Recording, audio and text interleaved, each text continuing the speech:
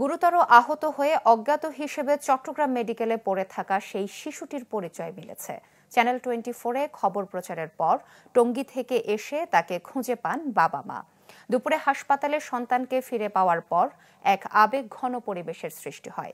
গত ৮ সেপ্টেম্বর রাতে মাথায় গুরুতর আঘাত নিয়ে পুলিশ শিশু আব্দুল্লাহকে হাসপাতালে ভর্তি করায়। প্রায় ৪ দিন তার জ্ঞান ছিল না। এ নিয়ে চ্যানেল 24-এ খবর প্রচার হলে তা দেখে চট্টগ্রামে ছুটে আসেন বাবা কালাম ও মা নাজমা।